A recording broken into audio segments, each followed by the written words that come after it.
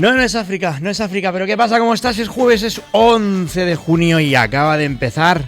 Bueno, ya tenemos, bueno, no tengo la tele encendida aquí, pero el lunes sí, prometo tener la televisión encendida mientras hago el programa.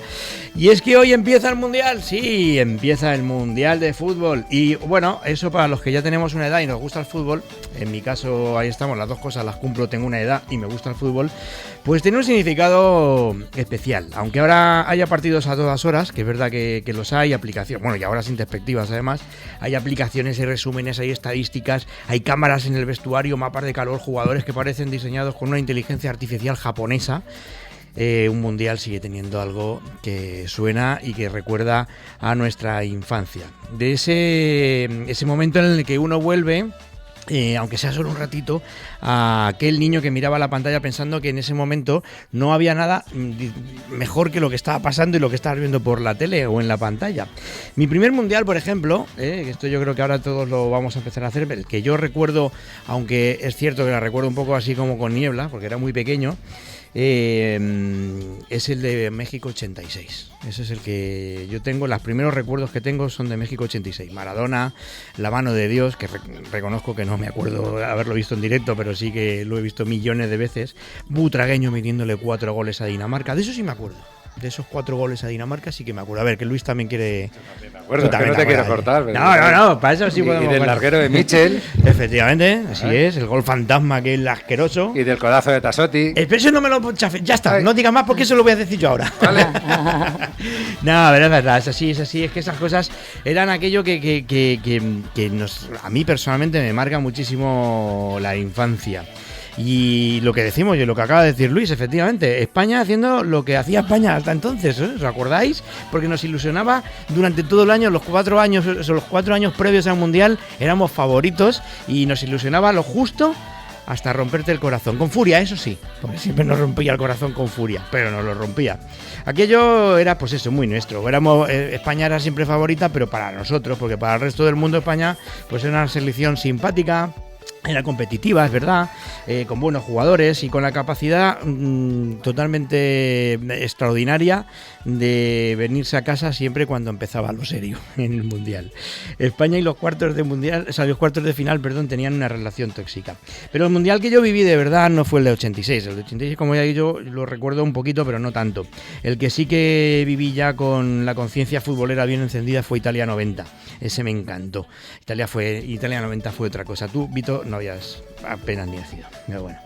Fue el Mundial de las noches, de las grandes noches, de la épica, de las camisetas anchas y fosforitas, de la coleta de Roberto Baggio, por ejemplo, de los porteros que parecía que venían a arreglarte la caldera, más que ser deportistas de élite, de futbolistas que parecían señores de 47 años, aunque realmente tenían 25, la verdad, las cosas como son. Eso también ha cambiado muchísimo, si lo piensas bien. Antes los futbolistas tenían un aspecto de adultos peligrosos, daba miedo verlos, sobre todo los centrales. Ahí había cada uno por ahí, de hombres que podían jugar el Mundial por la tarde, un ratito, un partido, y a la mañana siguiente ayudarte a subir la lavadora a un cuarto sin ascensor, sin ningún problema, arremangaos. Ahora muchos de los futbolistas, o la mayoría, parecen salidos de un manga de Akira.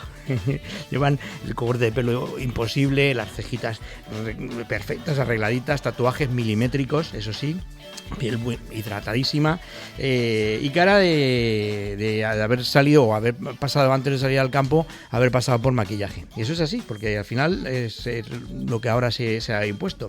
Y ojo que juegan mejor, tampoco vamos a decir lo contrario. Juegan mejor, corren más, se cuidan más. Hay alguno que tiene 40 años y todavía opta a ganar el Mundial, no te digo más. Y tácticamente son máquinas, eso es verdad, pero el fútbol el que yo recuerdo, los que ya tenemos una edad recordamos, tenía algo de salvaje, de imperfecto, de barro también, que yo creo que se ha ido perdiendo con el VAR y con los porcentajes de posesión y con los comentaristas que dicen cosas como ocupar espacios o falso 9. Y dices, venga, va. Esto no es fútbol. Italia 90 fue, como decimos, la Italia de Schillaci, la de Alemania, la Alemania de Lothar Matthäus, la de Argentina sobreviviendo a golpe de maradonazos. Mira que era complicado y mira que era bueno ese hombre. Y fue la sensación de que el fútbol, o era la sensación de que el fútbol tenía misterio, seguía teniendo algo misterioso que, aunque todo parecía que iba a salir de una manera, al final acababa pasando de otra distinta. De hecho, no había pulpos que acertaban los resultados ni nada. Eso ya fue más adelante. Y nosotros, pues claro, seguíamos con la fe intacta. España siempre era favorita, pero no lo fue de verdad hasta el 2010. Ahí sí que cambió todo. Desde entonces ya no somos, o ya no vamos al Mundial diciendo a ver si este año pasamos de cuartos, sino que ahora vamos diciendo podemos ganar. Y además estamos muchos convencidos de que podemos hacerlo. Y eso mola. Pero también tiene un problema.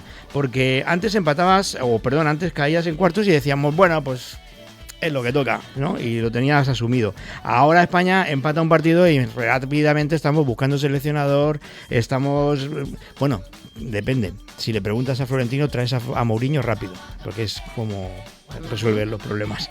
En fin, el caso es que el fútbol ha cambiado, la selección española ha cambiado para bien, por supuesto, y nosotros también. Y quizá por eso hoy, cuando empieza otro mundial, por mucho que haya diferencias con lo que yo recuerdo, pues me hace mucha gracia mirar a mis hijos, que tienen la misma ilusión que tenía yo cuando tenía su edad y empezaba, como el día de hoy, el Mundial. Ellos no vivieron a Butragueño contra Dinamarca, no vieron esos 4 goles, ni a Julio Salinas tropezarse siempre cara al portero cuando podíamos empatar o ganar el partido, en el peor de los casos. Tampoco les dolió ni lloraron con el codazo de Tassotti, que decía antes Luis. Ni siquiera tuvieron pesadillas con el Al-Gandul de las narices que nos echó de Corea de una manera total. Bueno, que luego reconoció que lo habían comprado. En fin, el caso es que todo eso ellos no lo han vivido, pero aún así el fútbol de ahora sigue siendo parecido en cuanto a lo que genera. Y es que cuando te pones delante del televisor un día como hoy, que empieza un mundial y que tenemos 40 días por delante para disfrutar del mismo, vuelve otra vez a pasar lo mismo que cuando yo era pequeño y tú y todos, que volvemos a creer, porque en el fondo para eso sirve el mundial, para volver a creer durante 90 minutos, porque esta vez, a lo mejor sí que esta vez volvemos a ganar. ¡Empezamos!